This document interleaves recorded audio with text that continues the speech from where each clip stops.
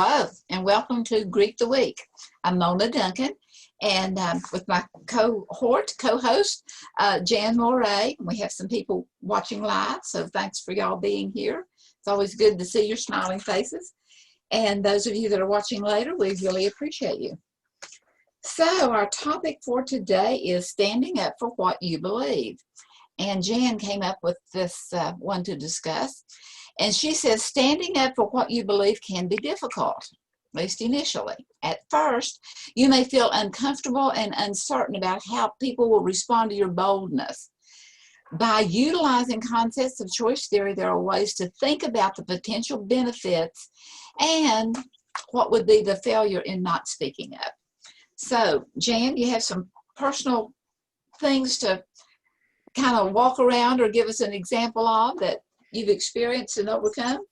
Yeah, I mean, there's several experiences I can draw from, but I was always one of these people who didn't like to speak. Jan, could you turn your volume up, please? Is it okay? I can barely hear you. All right. I don't know where it is on this computer. Does this help for me to come closer? No? No. I thought it was my machine, but I think you're probably right. It is on hers. Okay. Let's see. I don't. Well. So after these examples, then it's up to you to decide whether it's time to speak up now or not. So now that you can speak up volume-wise, speak up. That's right. Now I got my volume turned up here. It's, so I was always, kind of shy and didn't want to speak up. But then I realized that by not speaking up, it came back to haunt me later. Or, things didn't work out, but you can't say, well, I thought we were supposed to do this. Well, you can't say that if you never brought it up and said, I think we need to do something else. And speaking up like that can be a little bit uncomfortable because you're saying everyone else is going one direction and you're thinking something else, and that's uncomfortable to begin with. But at least if you've brought it up, and even if nobody goes the direction that you went, you feel better about yourself because you were able to bring it up. And I guess that really hit home to me when I was a manager of a department, and the buck stopped with me. And so I needed to make sure that I spoke up, what I thought was the best way to go. Otherwise, I was going to get blamed anyway, whether it worked or not, because, I was the leader of the group. And so I learned from there to speak up. But sometimes it's still kind of hard to do that because, when you're talking about the opposing or the unpopular opinion, you get a lot of unhappy people with you, and I think that's one of the things too that I do now is think about Dr. Glasser's total behavior and understand people are just doing what they think is the best thing at the time, and so to say that it's what they're thinking and their beliefs that is resulting in them saying and doing what they're doing. And so I need to pull away and say it's not anything bad about me or wrong about me, is they're having this negative reaction because of their beliefs and not necessarily that I'm way out of line, because sometimes you need that devil's advocate or dissenting voice to bring things up that other people are overlooking or don't want to talk about or don't want to think about. So I was just thinking that, and I think that part of total behavior where if you really understand it and really look at it, that other people are just doing what they need to do in the moment, and that it really isn't a personal attack against you, though it can really feel that way. And so to try to help you to get through that discomfort to keep moving forward. So that's. So is there a specific example you could share? Well, I mean, for example, just the conference that we had last year. you know, I'm the treasurer for the Glasser Institute, and there was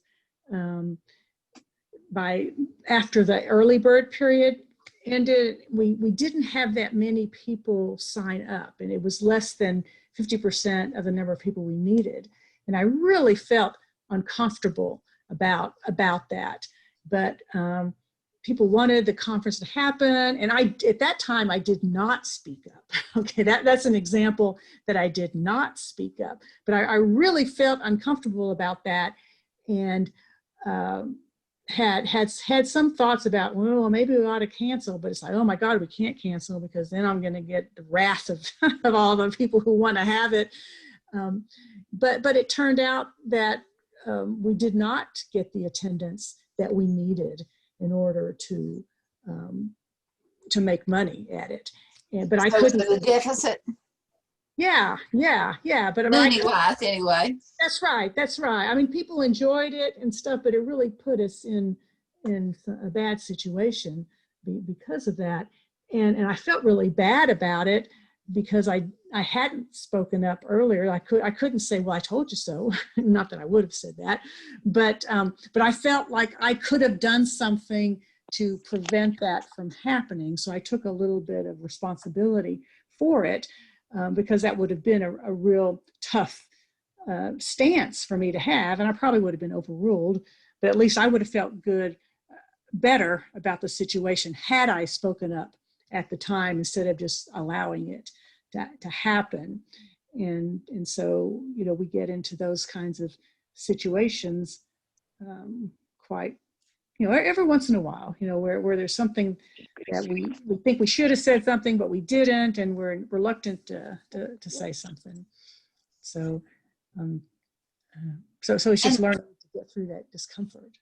And maybe, you know, think of some little comments that you could make in a future situation, such as, I'm a little uncomfortable with this.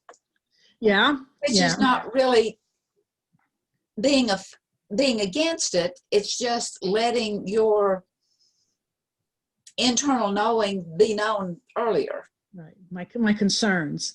Yeah. Yeah. So we could at least talk about it. And yeah. And you know, that's the thing too. You assume the worst, you know, because you've got the dissenting or the opposing view.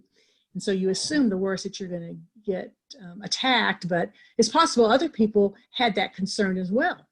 So we could have, of course, you know, but when we were 1 month out, other people started saying, well, maybe we ought to cancel. But by that time, it's too late.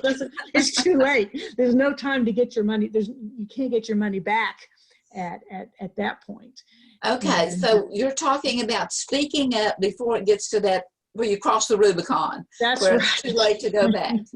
That's right. Yeah. So, And do you have any situations that you can think of where you didn't speak up, or you did and it was uncomfortable, but you were glad that you did in the end? well, yes, or just beginning to speak up initially. I know at a place where I worked, there was my overseer was, from my opinion, very critical. Mm-hmm. And that whatever they said was gospel truth. And it was difficult for me to initially say, well, I don't see it that way. Yeah. And I mean, it was dismissed and it went their way anyway. But as I began to realize that there was times that, although I don't know that that person ever admitted the fact that they were wrong, I mean, that was probably not a word in their vocabulary, they did see that there was some difficulties and just had even asked me, what is it about this that you're uncomfortable with? Or you don't see it that way. Could you at least give me some insight? Mm-hmm. And then eventually, I was with them for 20 years, the very same one. And eventually, you know, got to the point that I said, right up that, may I say something? Right. And at least ask for permission, because it was a person that, and then I had to get to the point of not only may I say something, it was may I be truthful. Yeah. And there's someone in my life even now that I need to say, may I be truthful, because if it's a delicate situation. And Yeah, that makes it more difficult when it's a delicate situation. But you care for the other person, and it's like you feel like you need to say that. Yeah, and I know this particular person that it has, well, what do you think, or what's your opinion, or what's your this, and I have said many times, well, I'd rather not say because I think it'll offend you. Mm. And then they vow and declare, no, it won't. I said, okay, it's on you then. It's on you, right? I'm not meaning it as offense. It's not, that's not my intention to offend, but I am afraid that you will be offended. And there have been times that they were. Yeah. And then there was another situation where I was the leader of the pack. It was whenever I was writing Sunday school material, and the teachers and so forth would come in, and there was two teachers that were at odds with each other. And one came to tell me about what was wrong with the other one, and another one came to tell me what was wrong with the other one. And so I said, well, let's just get together and, write out what you've been thinking about, and I set a date. And I pulled a trick on them because they were both invited for the same tea party. Oh, they didn't know the other was going to be there. Okay. And one almost left. And I said, no, we've got an appointment. Come on in. And have you brought your notes? Do you have them? And I asked them, and it was amazing how their notes became, one person even just scratched out some of the things that had been written down. Yeah. And as they began to talk, they realized, and in a couple of questions and a couple of back and forth and asking some things, they began to realize that, well, I was wrong. I assumed some things that was not there, but it was on both sides, which kind of led me to something that I've practiced today and have for quite some time, is whenever I am upset with someone, I say, like you, I want things my way. Yeah. And then I have a little bit more patience for them. Yeah. Well, I think, that shows another side of standing up for what you believe, because a lot of times you don't, because you're afraid of what the other person's going to say or do or think about you. And so you don't speak up. But the onus is also on the other person for being receptive, because it does take a lot of courage for somebody to speak up and to say something that you're warning them, you might not like this. And so, it's good for them to take responsibility that, okay, no, I won't get upset. And then even if you feel upset, you don't act out on that anger or hurt or whatever it is, but you talk about it and you get it out in the open and you discuss it. And so, having an environment where it's safe to bring up the opposing view, and it's safe to talk about, to say, I don't really like that. Doesn't mean I don't like you, doesn't mean that I'm against you, is I have some concerns, and let's talk about these concerns and how can we move forward from this.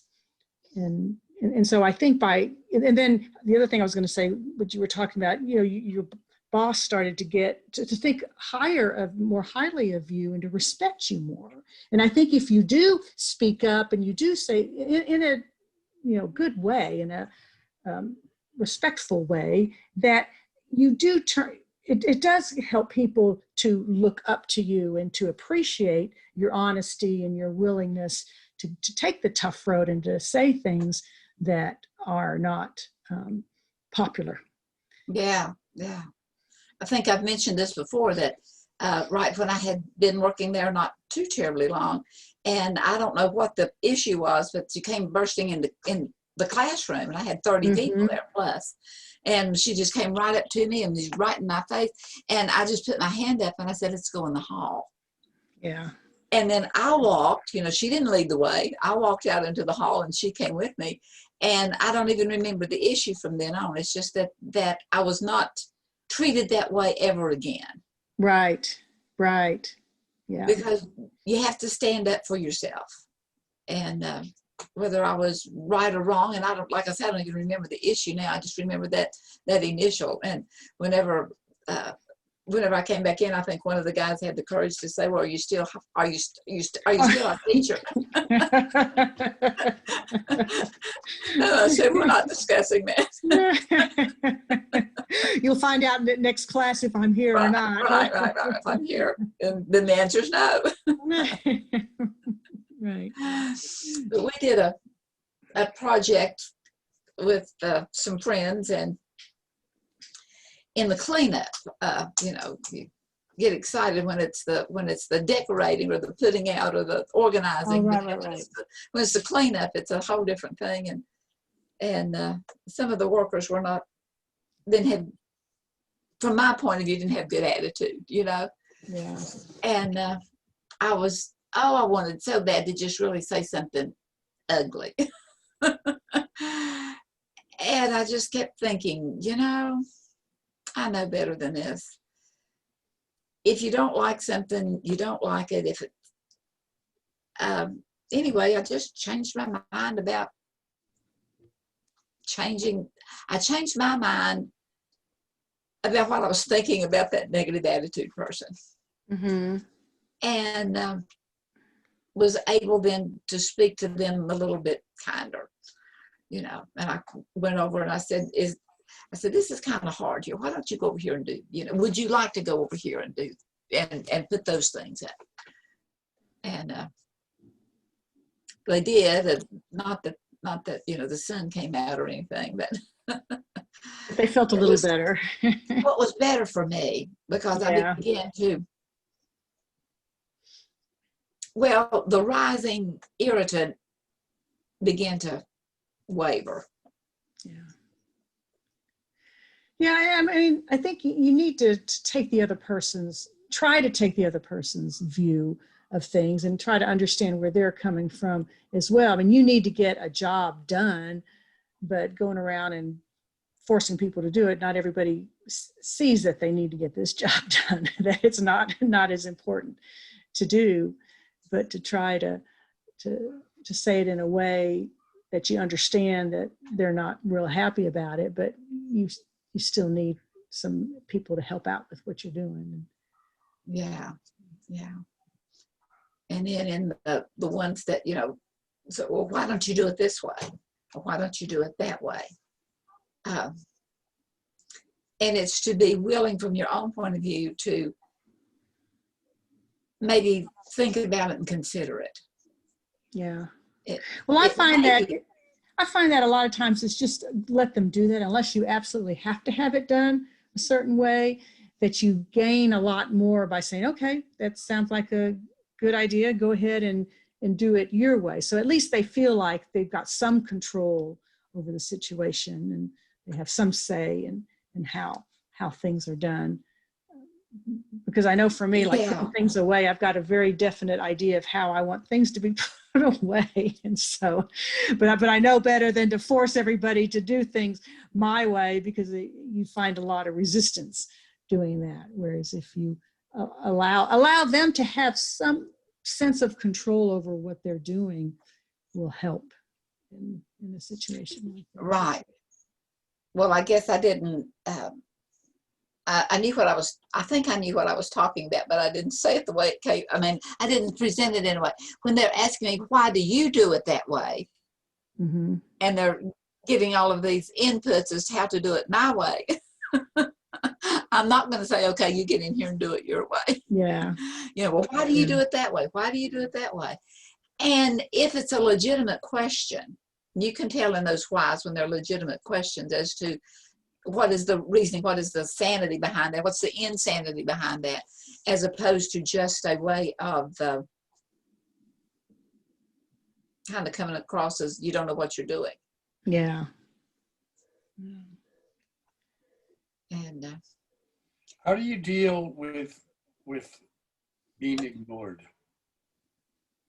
When you have an idea and you want to present it to not just one person, but to a large group, and you can't seem to be heard. You're not necessarily rejected, but you're just not, nobody responds to it. Sometimes I feel like I'm the boy on the bow of the Titanic who has great vision. I can see 15 miles ahead. I see the iceberg out there. And I'm saying, there's an iceberg, there's an iceberg. Nobody listens. Well, sometimes how do you deal? In those kind of situations, you need to find someone like a sponsor or some other person to see it your way as well, to go around it, instead of talking to the big group, to find an individual, because normally you can probably tell some people who might be willing to listen to you, and you can get them on your side, where you're kind of building a group of people who are starting to think the way you are. So then you're not the only one saying it, and you've got several other people that are backing you up and are supporting you. Because yeah, it's hard to be the voice that gets ignored. And the whistleblower. The whistleblower, yeah. Well, how do you psychologically deal with that? I understand what you're saying is correct. Try to get support, but in the meantime, it's kind of depressing. Well, it is, but you can look at change your view on the situation, instead of looking at, well, they're just not paying any attention to me, they're ignoring me, saying I need to figure out a way to get my point across because it's very important. And so I really believe in what I'm saying, and so I have to figure out a way to get more people to understand the situation. Yeah, and as Dr. Glasser says, we really do choose our own misery.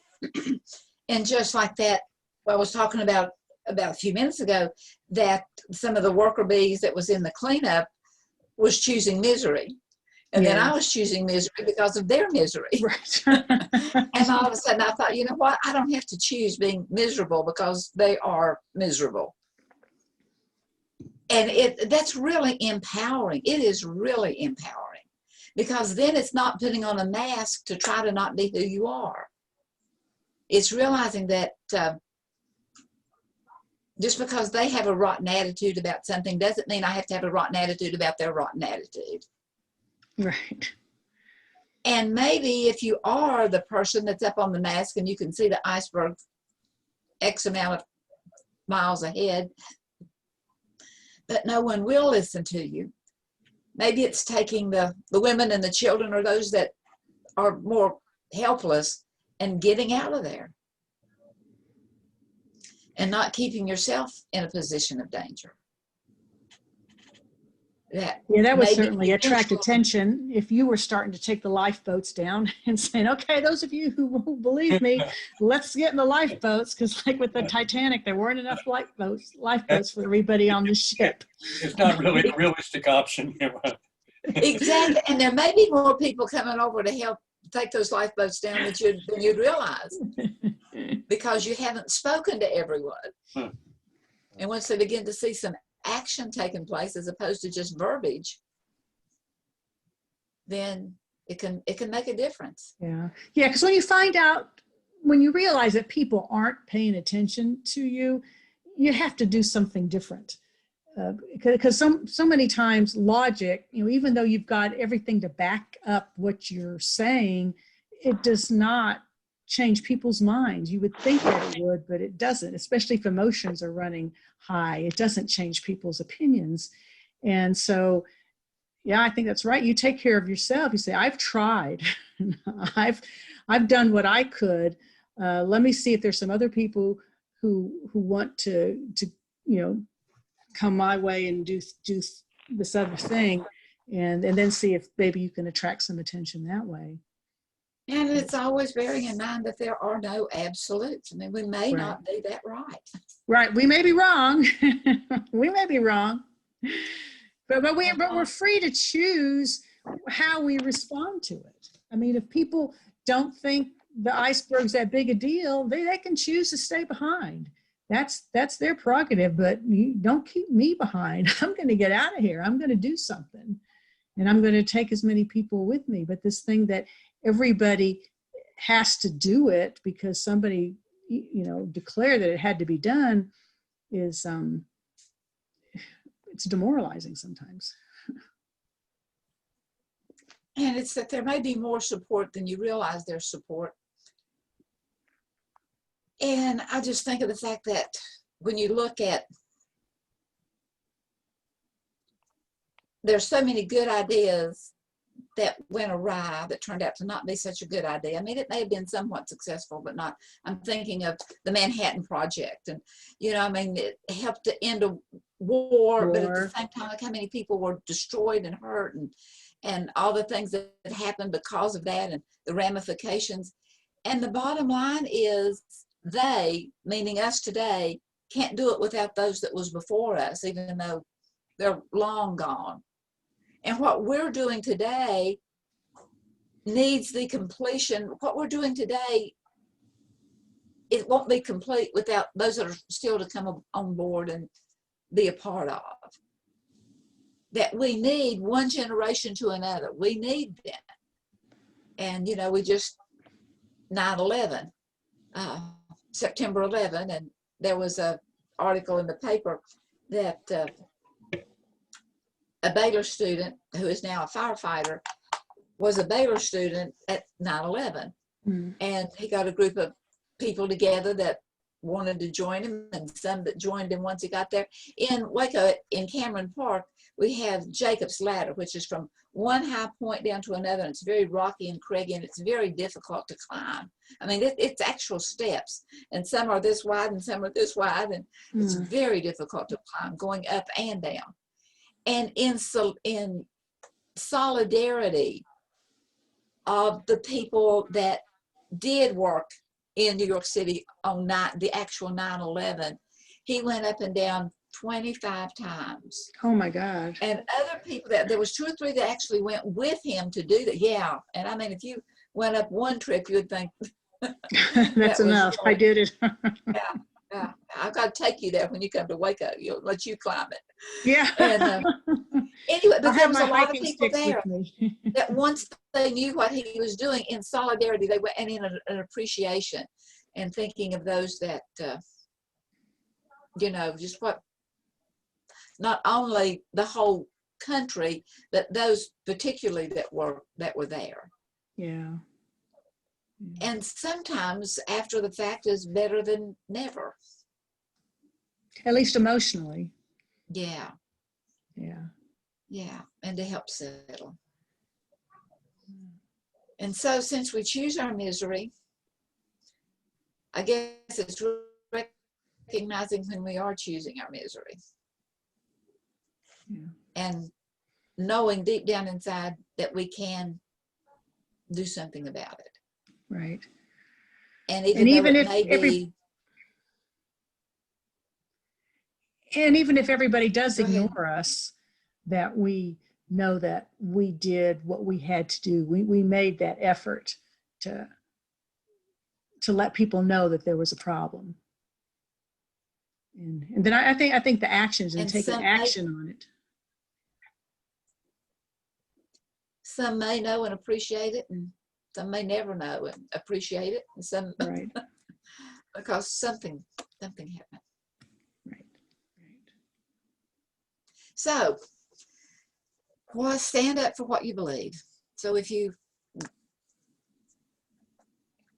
check and double check that, yes, I think this needs to be said now, then summons the words and summons the boldness to speak out. Right.